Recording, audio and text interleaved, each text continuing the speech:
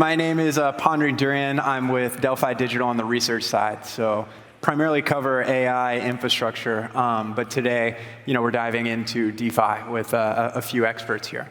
So yeah, maybe I'll just hand it over to the panelists. Tien, we'll start with you for just quick intros. Kind of your background in DeFi, and then we'll dive into the question list. How does that sound? Sure. So, hi everyone. I'm Tien, CEO, co-founder of Pendle. We're a yield tokenization protocol. I'm Louis, founder of Ouroboros Capital. We run a liquid token hedge fund, mostly prop capital, but started raising external capital this year, focusing on DeFi yield. Hello guys, my name is Julien Bouteloup. I'm founder and CEO of Stake Capital. It's an investment family office. We also do quantitative strategies, and we also have venture studios where we build different type of DeFi projects. Okay. So yeah, this is the DeFi market structure panel. And so maybe just first question is, over the last 12 months, what have been some of the largest changes in DeFi market structure? And then, kind of your forecast for what the next 12 months might bring. So just kind of the biggest updates in terms of what's happened in DeFi and how things might change going forward. I can start.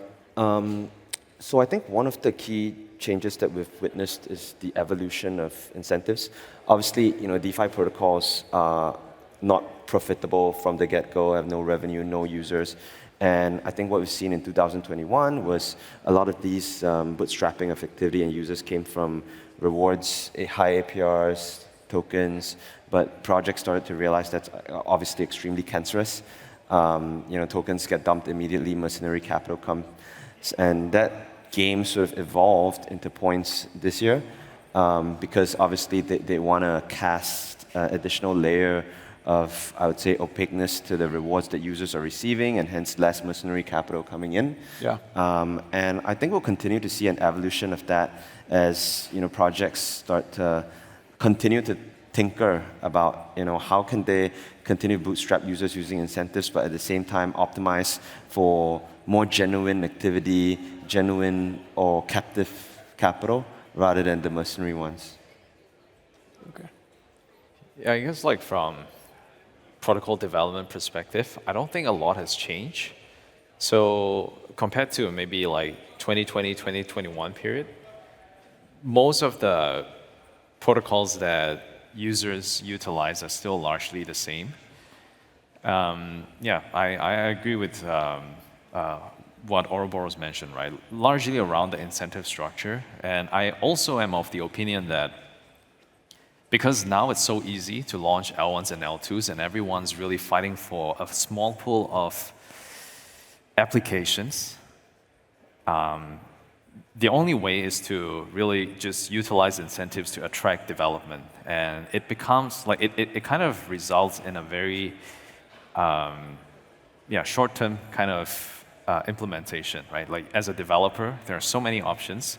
You just have to go to the chain that offers the best grant, and then you become like a serial grant application. Yeah. And you just keep rotating that. And again, I'm not sure how things will change in 12 months because I think just because the barrier of launching an L1 and L2 ecosystem is so low right now, from a technical standpoint,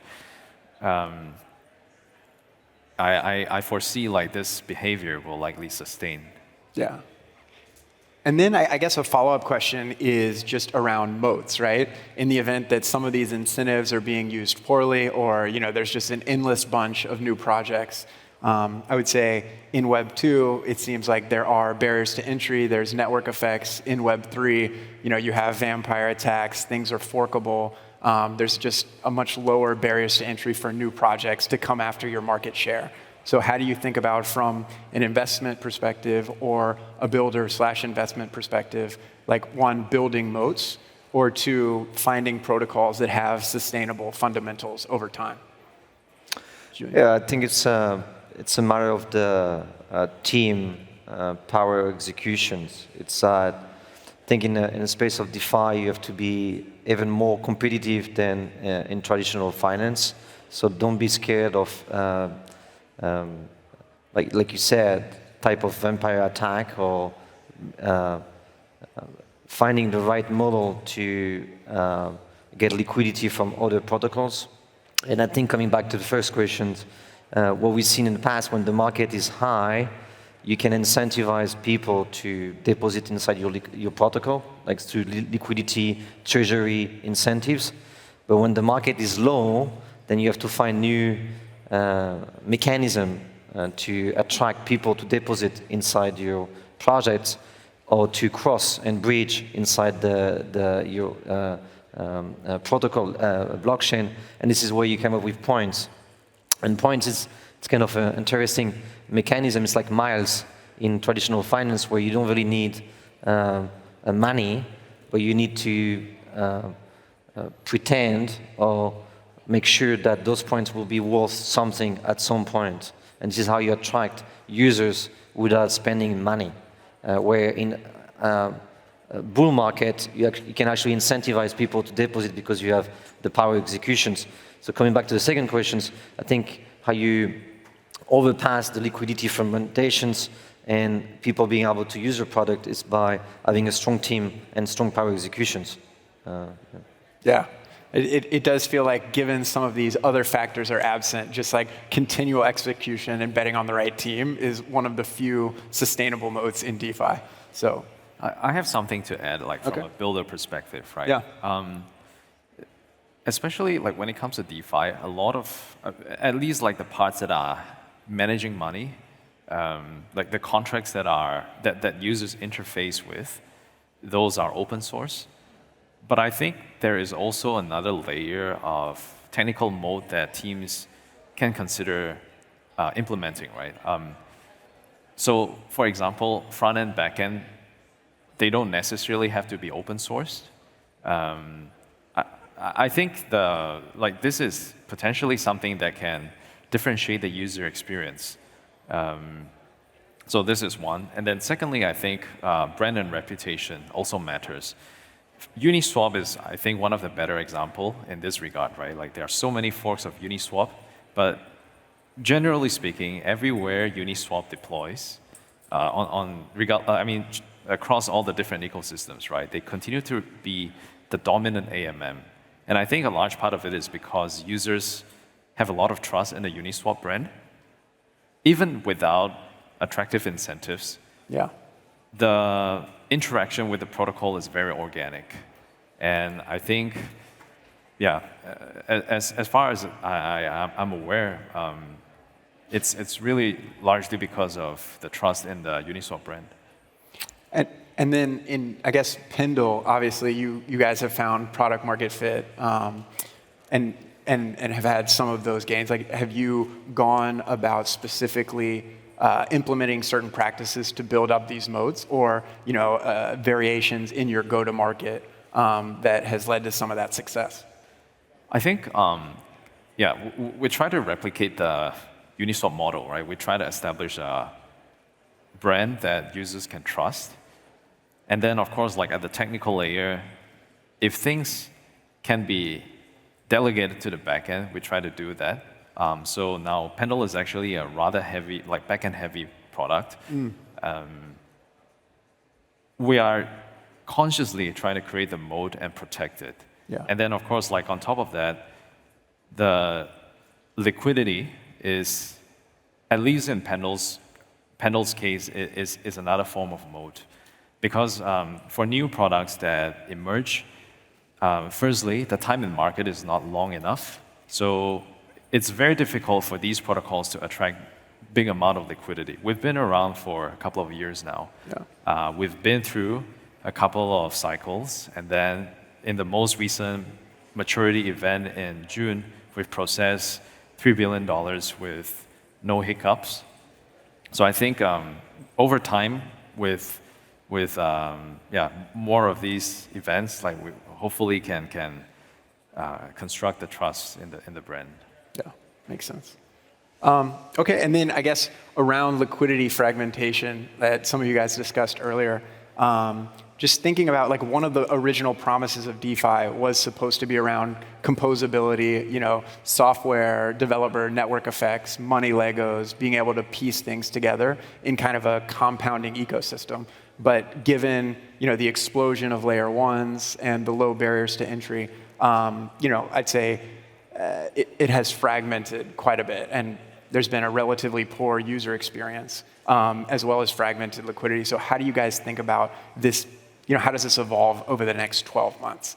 Does Solana take more share? Do base rollups come to fruition? Are there chain abstraction solutions? Does more share go to solvers and intent networks? Yeah. I believe we'll see a strong concentrations of few protocols.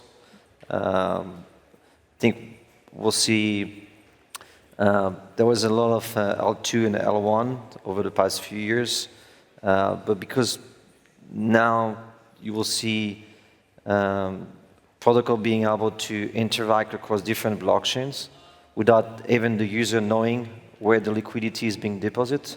I believe today it's kind of a alpha, but 1inch is going to release something that is cross chains and also Bitcoin and etc. Where you can swap and deposit liquidity without knowing yourself where you're depositing the liquidity. And this will allow projects to only focus on the product. And then you will see a lot of L1 and L2 dying because they will not have the narrative to incentivize people to stay in their protocol, because it will not be a matter of staying on the protocol. It will just be a matter of the use case and the APY or the yield. And this will, as a product, for example, Pendle, will have the ability to use any type of blockchains and just focus on a product level without having to strike deals with or partnership with blockchain.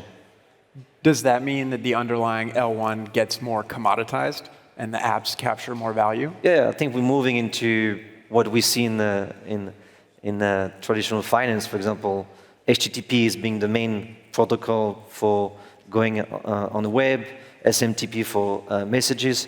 So I think you will have, and potentially you also have, and this is what we've seen before, is like L1, where all competing with Ethereum and saying, oh, we are the best, cheapest transactions and fastest one. And now they all turning into L2 and providing functionality to Ethereum. So you will see potentially Ethereum, Solana, or other strong blockchains, but very few will remain and survive, I believe. Yeah. Louis, you have anything there? Or? No, I largely agree. I think that the experience of a user has massively been stagnant, but we have indeed seen several middle layers being built to improve that experience. And exactly like what Julien said, these days you can swap one asset from one chain to a different asset on another chain. We're starting to see these middle layers being built. We're starting to see protocols that are aggregating yield in one asset across different chains. So I think these will sort of help improve the user experience for sure. Yeah, makes sense.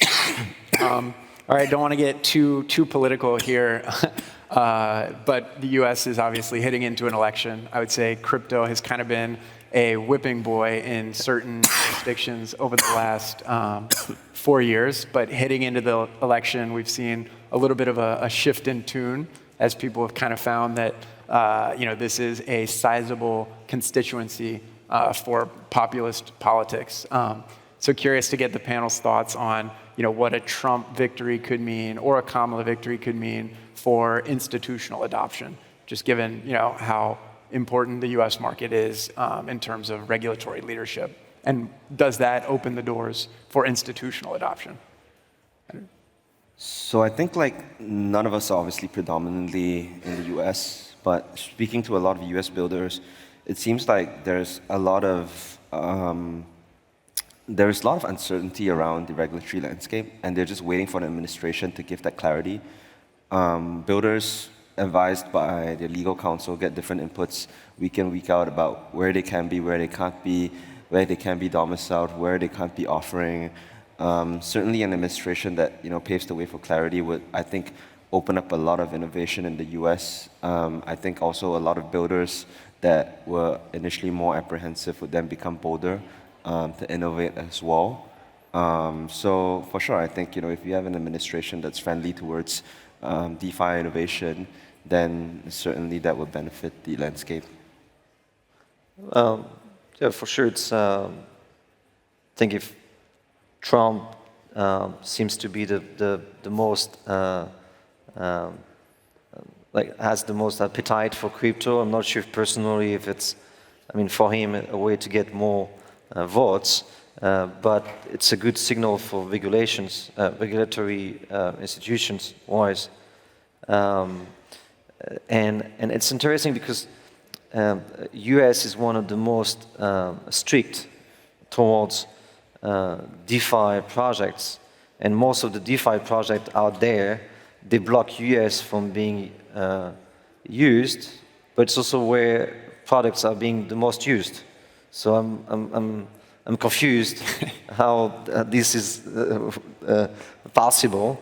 So if US get friendly in crypto because they believe it's a strong quote weapon in the world as dominations, I think it will probably get back on a bull market, but it depends. And it was also a good vehicle for example, poly market, prediction markets, all different things. So in a structured product market, derivative market, of course, this will be a very, very strong signal. Yeah, I agree. Okay, next one. I guess I'd say the past 2 years have been an explosion on the AI side, and it seems like every month there's a new model drop. Every day there's a new paper drop. You read the Leopold Aschenbrenner paper. It makes a credible case for AGI by 2030, right? And whether that's the case or not, there are 100,000 H100 clusters being built. It seems like you will have very capable agents on-chain or intermediating users' interactions. And so I am curious how that impacts the DeFi landscape, who might benefit, who's potentially disintermediated. How does the intersection play out in y'all's opinion? I think the market of data and being able to sell or aggregate and build models, like large model that we're seeing in OpenAI or Anthropic and those type of open source model to tap into the economy of data, which is one of the biggest market worldwide. For DeFi and blockchain in general, it's a tremendous amount of, it's a huge market. We're probably potentially one of the biggest one, but it's also a lot of noise. So I'm talking in terms of investment. For us, it's really risky because I would say 99.9% are all type of vaporware. Yeah, vaporware. It's even bigger than just AI because you get crypto plus AI. So by order of magnitude, it's huge amount of vaporware projects, but 1% or less than 1% will capture trillions of US dollar market cap. So it's a matter of understanding, having the right team that can tackle this market or build interesting product, because now, today, everyone can have access to strong model APIs type of things. So it's a matter of finding the right team that will position a product and be able to attract users. But it's all about the team, I would say. Yeah. So, go ahead. Oh yeah, I have a point to add on AI. I think one of the stronger propositions of AI, at least in the case of DeFi, is the enhancement of security. I think far too many times, the attacks have become quite sophisticated now.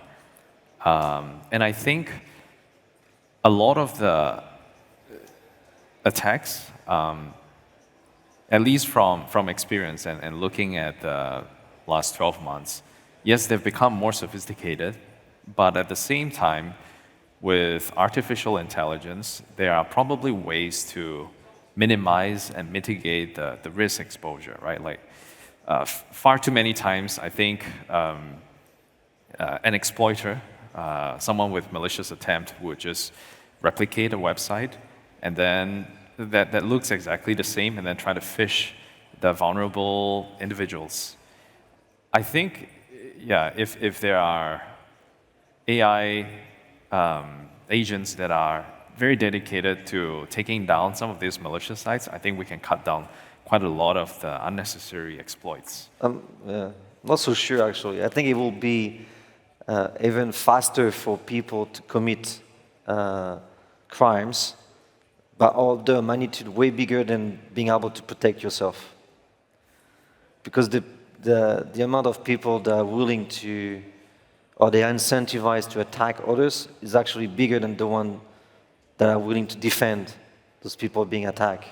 So by nature, you will see more attacks than defense. Well, I think this is probably a case of incentive alignment, right? Yeah, but Yeah.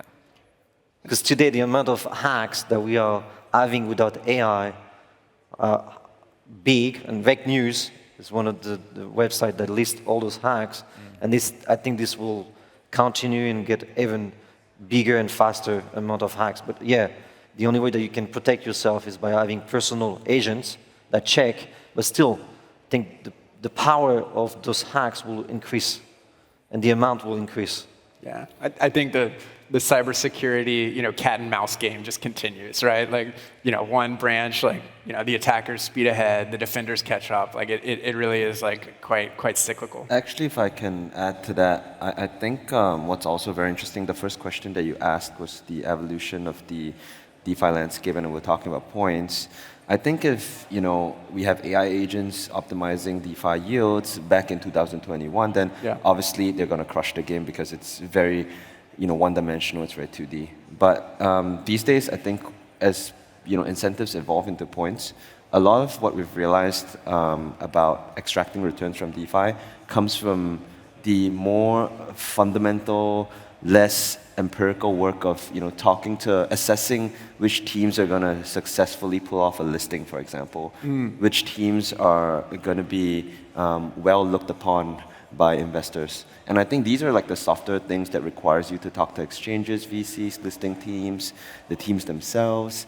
These are things that obviously the AI agents can't do, and it's obviously not information that's publicly available. So I think as the intersection of these two things come together, it'll be quite interesting to watch how this obviously pans out. Yeah, it's obviously evolving very quickly. So I think we'll see a lot of changes over the next 2 years.